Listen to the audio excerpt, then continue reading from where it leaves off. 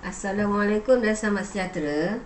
Sekarang kita akan lihat soalan tentang transformasi ataupun penjelmaan. Okay, kita lihat soalan yang pertama. Raja di bawah menunjukkan suatu titik M yang terletak pada satah cartis. Diberi bahawa transformasi R ialah translasi 5-3. Transformasi S ialah pantulan pada garis Y sama dengan 5. Nyatakan koordinat imej bagi titik M di bawah gabungan transformasi RS. Okey, sekarang kita tengok dulu dekat sini. Translasi 5-3. 5 ini nilai positif. Positif maksudnya dia akan pergi ke kanan. Negatif 3 dia akan pergi ke kiri. Okey, kita ulang kaji sikit di sini.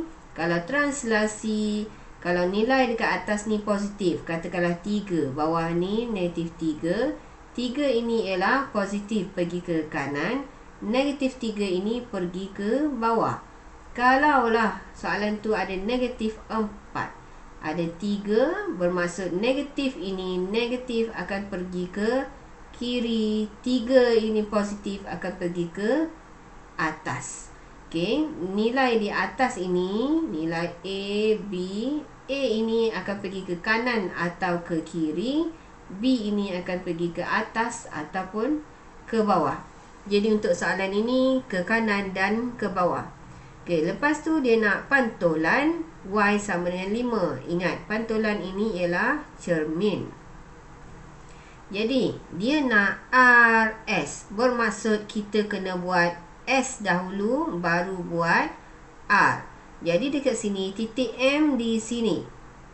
Okey, jadi dia nak nyatakan koordinat. Jangan lukis kat sini. Kalau lukis kat sini je, dia tak ada markah. Jadi, kita kena nyatakan koordinat. Okey, mula-mula sekali, kita tengok dekat sini. M dia akan ikut jalan S dahulu. S ialah pantulan Y5. Tengok ini, Y jadi dekat sinilah Y. Dekat mana 5? 5 dekat sini. Jadi buat satu garis lurus dekat Y5. Okey, bila dah sampai macam ni, tengok dekat sini. Dari M ke garis ni tadi berapa kotak? Ada satu kotak, maka dia akan pantul ke sini satu kotak. Satu. Kat sini satu. Ini ialah M prime. Dia dah jalan dah sekali, jadi M prime. Okay, sekarang kita kena ikut jalan R. Jalan R ialah translasi 5-3. 5 ke kanan. Jadi dari sini, dari M prime ni. Jangan dari M ni, dari M prime. 5 ke kanan. 1, 2, 3, 4, 5. Kemudian 3 ke bawah. 1, 2, 3. Jadi dekat sini ialah M prime. Dia dah jalan 2 kali. Okey, dia tanya koordinat. Jadi kena tulislah koordinat. M prime. Koordinat dia baca bawah ni dulu. Baca dekat X ni dulu berapa? 8. Kemudian barulah baca kiri ni berapa? 3. Okey, dapatlah dekat sini 2 markah. Sekarang kita lihat kepada contoh soalan yang seterusnya. Raja di bawah menunjukkan N ialah imej. Maksudnya sini ialah imej bagi M. M ini ialah objek. Objek pergi ke imej ni lah. Di sini ke sini. Okey, satu pembesaran. Perihalkan pembesaran tersebut. Jadi sekarang ni kita kena tulislah maklumat dia apa? Pembesaran. Okey, pembesaran ada maklumat dia. Yang pertama, kita kena tulis pembesaran. Lepas tu, faktor skala. Berapa?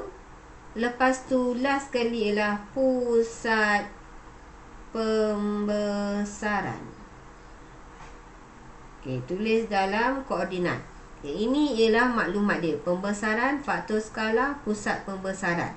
Ini memang jawapan dia. Cuma kita kena cari je lah faktor skala dia berapa, koordinat dia berapa.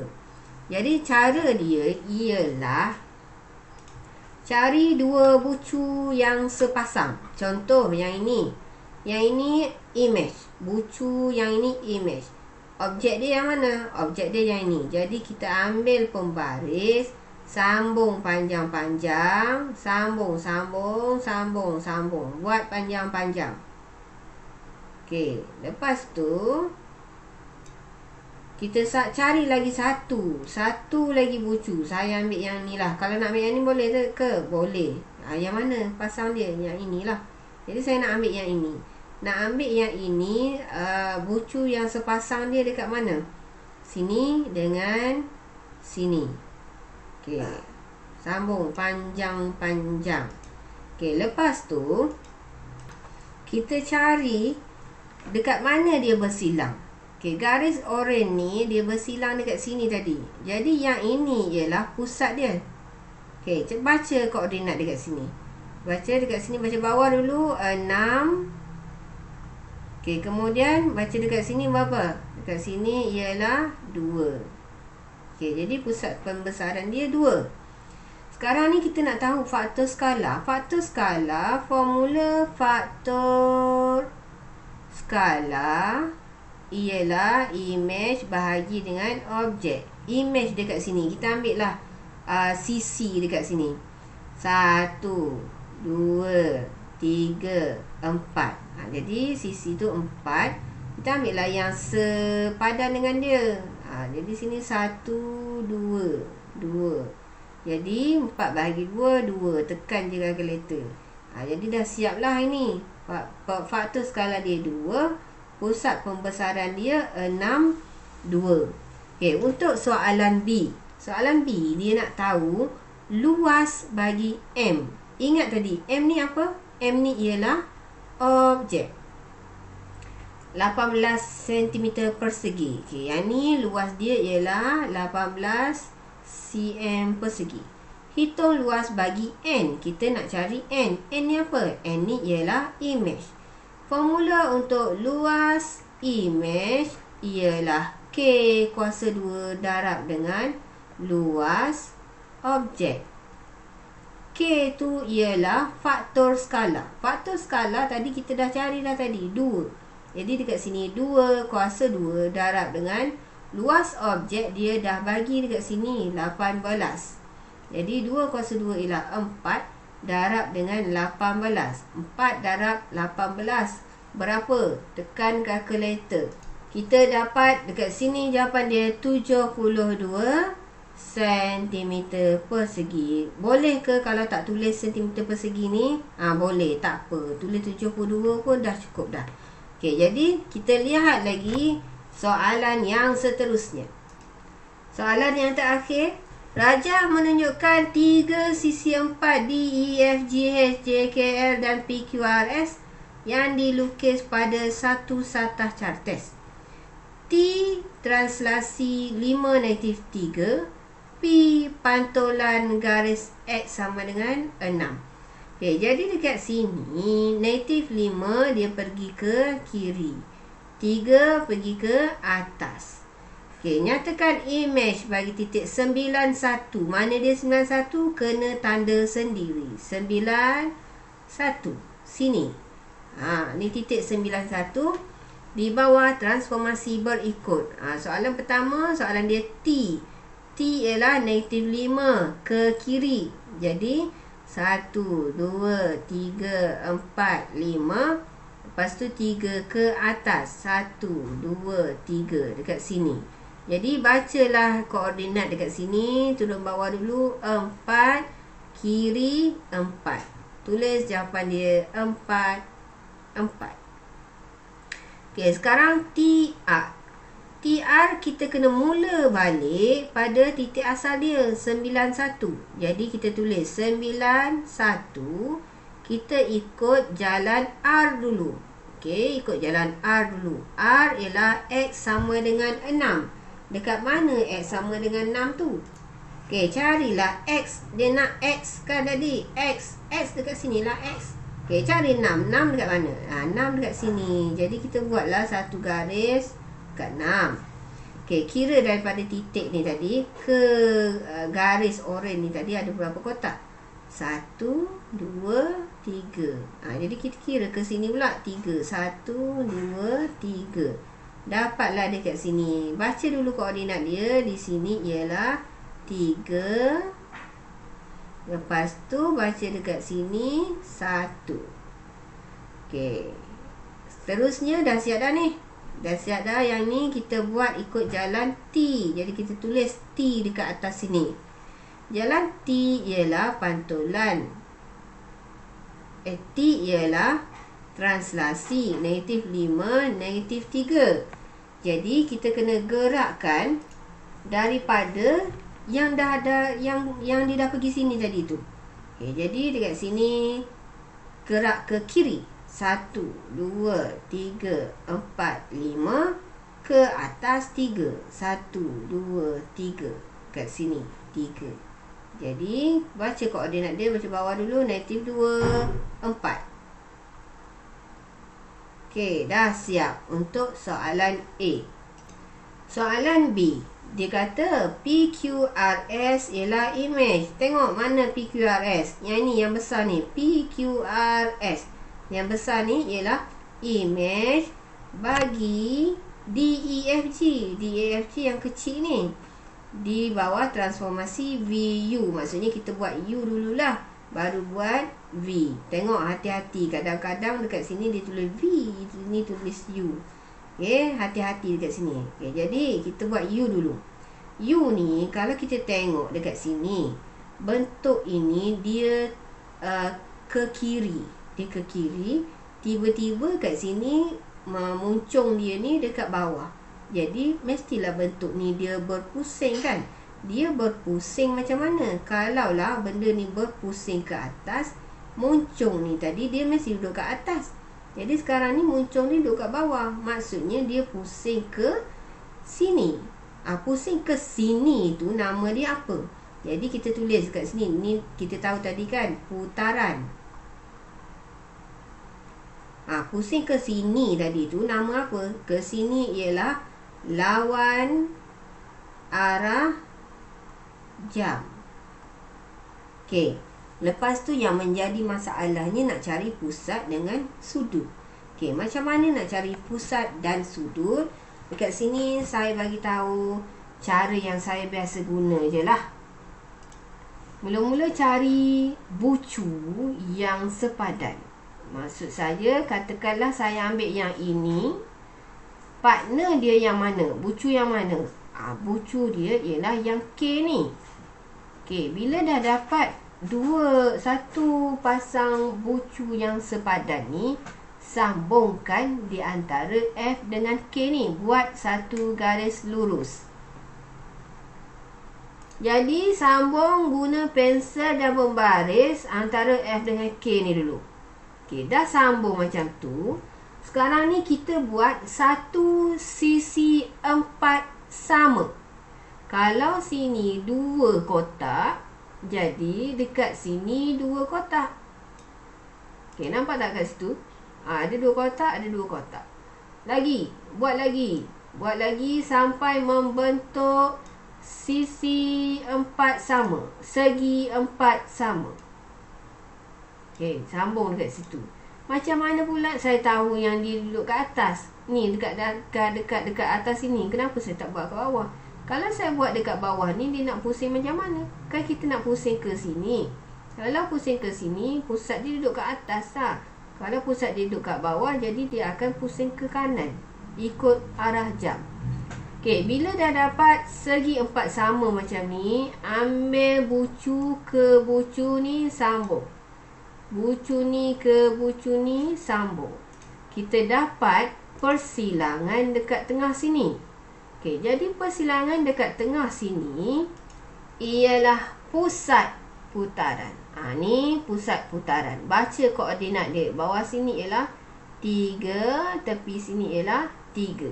Jadi pusat putaran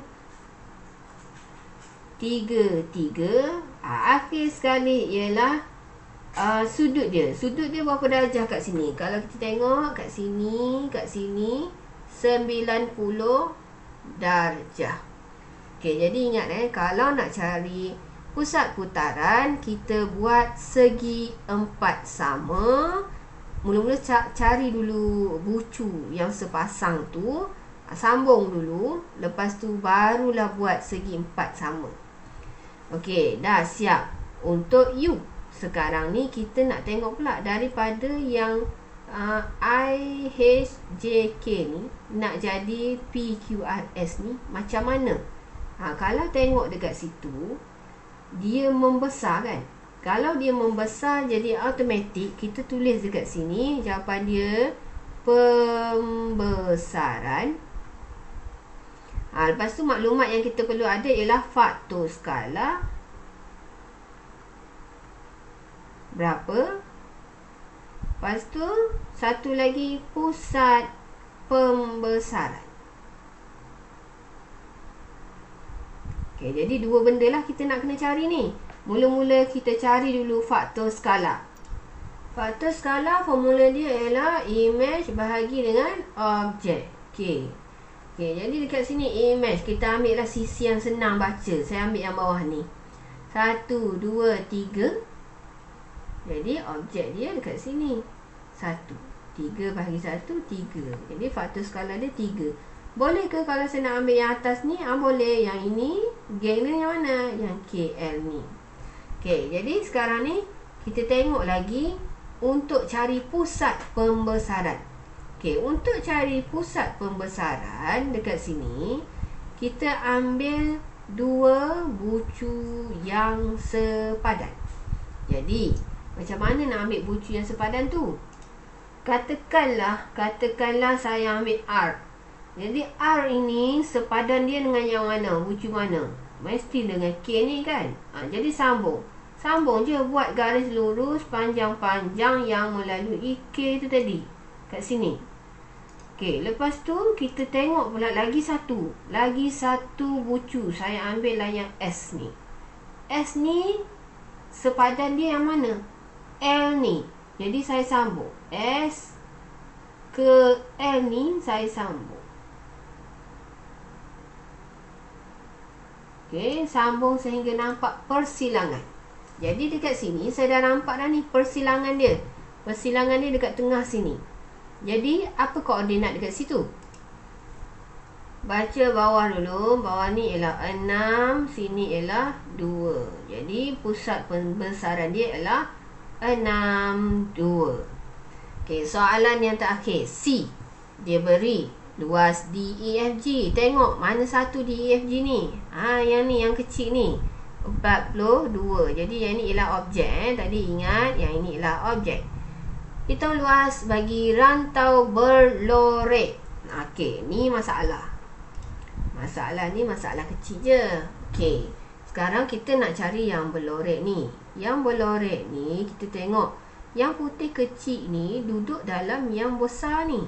Yang kecil ni tadi kan sama dengan yang ni. Jadi yang kecil ni ialah 42.